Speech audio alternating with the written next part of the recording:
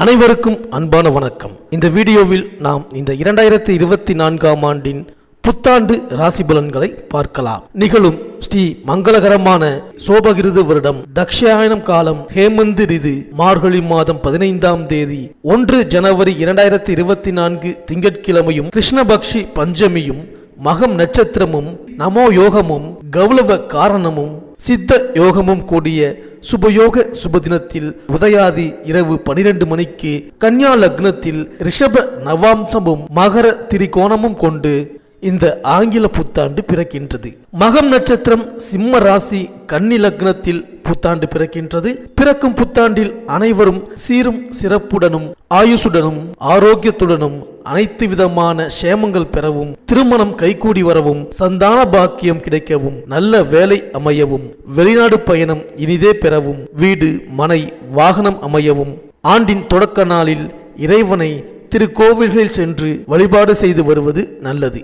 இந்த ஆண்டு சிவனுக்கும் விநாயகருக்கும் உகந்த நட்சத்திரமான சுவாதி நட்சத்திரத்தில் பிறக்கின்றது. மண்ணில் வாழும் மக்களுக்கு எல்லாம் பொன்னும் பொருளும் யோகமும் செல்வாக்கும் சொல்வாக்கும் இன்னும் பெருகும். கன்னியர்களின் கவலை தீரவும், காளையர்களுக்கு நல்ல உத்தியோகம் கிடைத்திடவும், எண்ணிய காரியங்கள் எளிதில் நிறைவேறவும், தைரியஸ்தானத்தில் இருக்கும் லக்னாதிபதி புதனுக்கு உகந்த தேவதையான ஸ்ரீமன் நாராயணனையும் மகம் நட்சத்திரத்திற்கு உகந்த தேவதையான விநாயகரையும் வணங்கி வர அனைத்தும் நிறைவேறும். மேலும் இந்த புத்தாண்டு பிறக்கும் பொழுது பலரும் இந்த புத்தாண்டு நமக்கு எப்படி இருக்கும், பொருள் வரவை பெருக்குமா, புதிய பாதையை காட்டுமா, தொழில் வெற்றி நடை போடுமா என்றெல்லாம் சிந்திப்பது வழக்கம். அதற்கெல்லாம் விடை கூறும் விதத்தில் 12 ராசிகளுக்கு உரிய பலன்களும் போராட்ட வாழ்க்கை பூந்தோட்டமாக மாறுவதற்கான வழிபாடுகளும் உங்களுக்கு துல்லியமாக இணைத்து கொடுக்கப்பட்டுள்ளது. இந்த புத்தாண்டில் விருச்சிகத்தில் சுக்கிரபலம் இருப்பதால் மழை வளம் அதிகரிக்கும். சனி செவ்வாய் சம்பந்தப்படும் நேரத்தில் கடல் கொந்தளிப்பு, வெள்ளப்பெருக்கு, நிலச்சரிவு போன்ற இயற்கை சீற்றங்கள் உருவாகலாம். மளிகை பொருட்கள் காய்கறிகளின் விலை உயரலாம். தங்கம் வெள்ளி விலை குறைய வாய்ப்பு இல்லை. பெட்ரோல் டீசல் எரிவாயு விலை சீராக இருக்கும். நோய் தொற்றில் இருந்து மக்கள் பாதுகாப்பாக இருக்க வேண்டும்.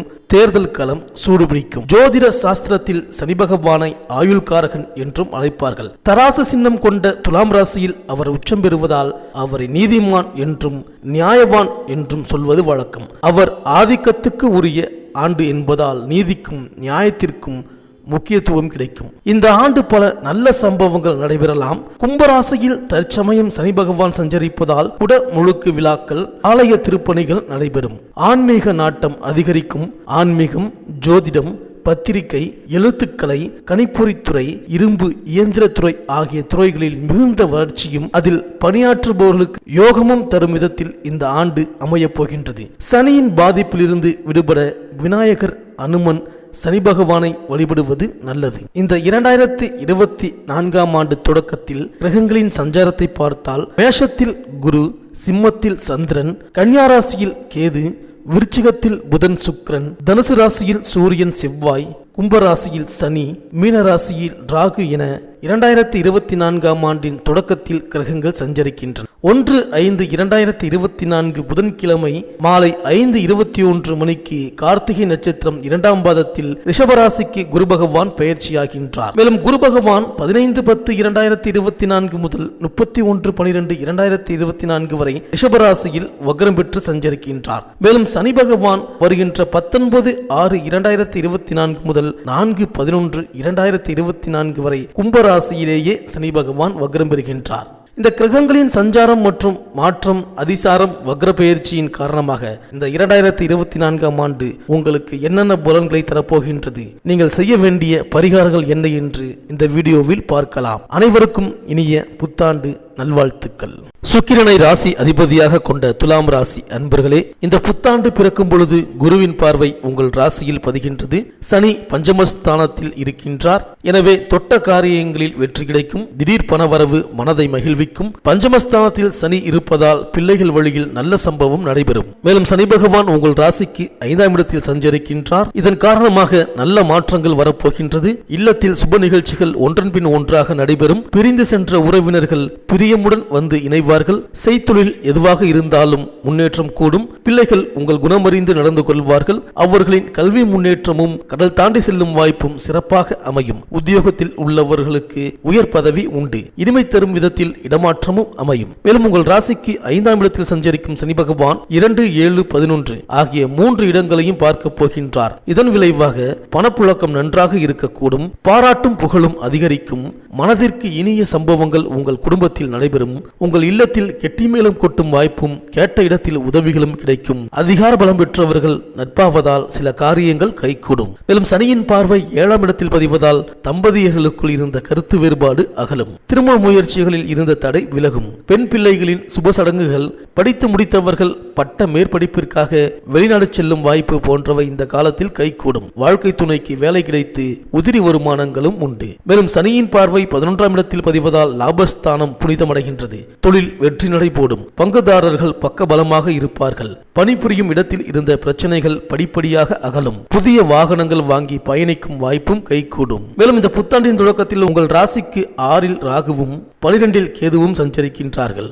6இல் ராகு இருந்து குரு கேந்திரத்தில் இருந்தால் அஷ்டலட்சுமி யோகம் செயல்படும். எனவே பொருளாதாரம் திருப்திகரமாக இருக்கும். தொழிலில் இருந்த குறுக்கீடு அகலும். 2இல் புதனும் சுக்கிரனும் இணைந்திருக்கின்றார்கள். இந்த புத சுக்கிர யோகத்தின் விளைவாக வீடு அல்லது தொழில் நிறுவனம் கட்ட முயற்சிப்பீர்கள். பங்கு சந்தை வியாபாரத்தில் ஏற்பட்ட சறுக்கல்கள் சரியாகும். சூரியன் செவ்வாய் இரண்டும் சகாயஸ்தானத்தில் சஞ்சரிப்பதால் பொது வாழ்வில் உள்ளவர்களுக்கு பொறுப்புகள் கிடைக்கும். கூட்டாளிகள் அனைவரும் சேர்ந்து உங்களையே முழு நிர்வாகத்தையும் பார்க்கும்படி ஆதரவு தருவார்கள். உடன்பிறப்புகளின் திருமண கனவு நனவாகும். 5இல் சனி இருப்பது யோகம்தான். பிள்ளைகளுக்கு மேல்நாட்டு படிப்பும் படிப்பிற்கு ஏற்ற வேலையும் கிடைக்கும். பாக பிரிவினை நல்லபடியாக முடியும். ராகு கேதுக்களின் ஆதிக்கம் மேலோங்கி இருப்பதால் சர்ப்ப பரிகாரங்களை செய்து கொள்ளுங்கள்.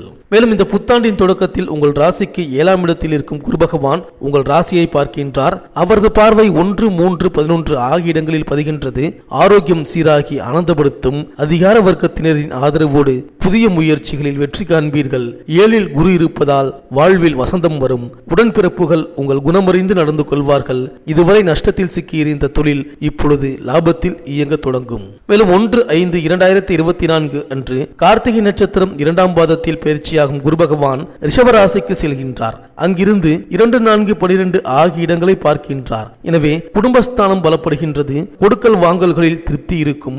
கடன் சுமை பாதிக்கு மேல் குறையும். சுப விரயங்கள் அதிகரிக்கும். கொடுத்த வாக்கை காப்பாற்றுவீர்கள். தாய் தந்தையரின் ஆதரவு பெருகும். அஷ்டமத்து குருவின் ஆதிக்கம் இருப்பதால் குடும்ப பிரச்சனை படிப்படியாக மாறும். குருவின் பார்வை 4ஆம் இடத்தில் பதிவதால் ஒரு சிலருக்கு வீடு கட்டும் வாய்ப்பும் இடம் பூமி வாங்கும் வாய்ப்பும் கிடைக்கும். பழைய சொத்துக்களை விற்றுவிட்டு ஒரு சிலர் புதிய சொத்துக்களை வாங்குவீர்கள். ஆன்மீக நாட்டம் அதிகரிக்கும். உத்தியோகத்தில் வெளிநாடு சென்று பணிபுரிய நினைத்தவர்கள் அது கைகூடி மகிழ்வீர்கள். தாயின் உடல் நலம் சீராகும். மேலும் குருவின் பார்வை 12ஆம் இடத்தில் பதிவதால் பயணங்கள் அதிகரிக்கும். வேலைப்பளுவின் காரணமாக குறிப்பிட்ட நேரத்தில் உணவருந்த இயலாது எல்லாவற்றையும் இழுத்து போட்டுக்கொண்டு பார்ப்பதன் காரணமாக உடல் ஆரோக்கியம் சீர்கிடும்.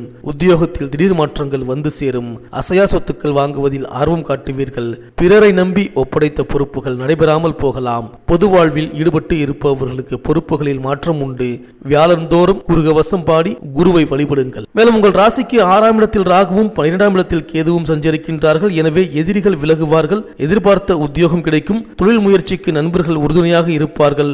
உத்தியோகத்தில் உள்ளவர்களுக்கு உயர் பதவியும் ஊதிய உயர்வும் உண்டு. 12இல் கேது சஞ்சரிப்பதால் ஆன்மீகம் நாட்டம் அதிகரிக்கும். வருமானம் போதுமானதாக இருக்கும். வீடு கட்டுவது அல்லது கட்டிய வீட்டை வாங்குவது பற்றி சிந்திப்பீர்கள். உத்தியோகத்தில் உள்ளவர்களுக்கு நீண்ட தூரத்திற்கான மாறுதல் ஏற்படலாம். பதவி உயர்வை முன்னிட்டு ஒரு சிலர் குடும்பத்தை விட்டு பிரிந்து சென்று வேலை பார்க்க நேரிடும். ஆலய திருப்பணிகளை முன்னின்று நடத்தும் யோகமும் உண்டு. மேலும் சனியின் வக்ர காலத்தில் ஆரோக்கிய தொல்லை அதிகரிக்கும். உத்தியோகத்தில் வீண் பழிகள் உருவாகலாம். உங்கள் திறமைக்கு உரிய அங்கீகாரம் கிடைக்காது. குறிப்பாக கொடுக்கல் வாங்கல்களில் ஏமாற்றத்தை சந்திக்க நேரிடும். யாரையும் நம்பி பண பொறுப்புகளை ஒப்படைக்க வேண்டாம். எதிர்மறை சிந்தனைகளை தவிர்த்து நேர்மறை சிந்தனைகளை மேற்கொள்ளுங்கள். குருவின் வக்ர காலத்தில் பல நல்ல சம்பவங்கள் நடைபெறும். உங்கள் ராசிநாதன் சுக்கிரனுக்கு குரு பகவான் பகை கிரகம் என்பதால் இந்த வக்ர காலத்தில் நல்ல மாற்றம் வரும். செயல்பாட்டில் வெற்றி கிடைக்கும். பணப்பற்றாக்குறை அகலும். இந்த துலாம் ராசி பெண்களுக்கு இந்த புத்தாண்டில் உடல்நலம் சீராகும். உற்சாகத்துடன் செயல்பட எதிர்மறை கருத்துக்களை தவிர்த்து நேர்மறை கருத்துக்களை மேற்கொள்வது நல்லது. கணவன் மனைவிக்குள் அனுசரித்து செல்வது உத்தமம். வீடு கட்டுவது, கட்டிய வீட்டை பழுதுபார்ப்பது போன்றவற்றில் கவனம் செலுத்துங்கள். கடன் பிரச்சனைகளை சமாளிக்கும் சூழ்நிலை உருவாகும். புதிய தொழில் தொடங்கும் திட்டங்களை மாற்றிக்கொள்வீர்கள். பிள்ளைகளின் எதிர்கால முன்னேற்றம் பற்றி சிந்திப்பீர்கள். பணிபுரியும் இடத்தில் கூடுதல் பொறுப்புகளை மேல் அதிகாரிகள் வழங்குவார்கள். பக்கத்து வீட்டாரின் பகையை வளர்த்துக் கொள்ளாமல் பார்த்துக் கொள்ளுங்கள். இந்த துலாம் ராசி அன்பர்கள் உங்கள் இல்லத்து பூஜை அறையில் விளக்கு ஏற்றி அஷ்டலட்சுமி படம் வைத்து வழிபடுவது நல்லது. மேலும் வெள்ளிக்கிழமை தோறும் லட்சுமி கவசம் பாடினால் இனிய வாழ்க்கை அமையும். இந்த வீடியோ உங்களுக்கு பிடிச்சிருந்தா லைக் பண்ணுங்கள், உங்கள் ஃப்ரெண்ட்ஸ்களுக்கு ஷேர் பண்ணுங்கள். நம்ம சேனலை தொடர்ந்து பார்க்க மறக்காமல் சப்ஸ்கிரைப் பண்ணுங்கள். பக்கத்தில் இருக்கிற பெல் ஐக்கானை கிளிக் பண்ணிக்கிங்க. மீண்டும் அடுத்த வீடியோவில் சந்திப்போம். நன்றி, வணக்கம்.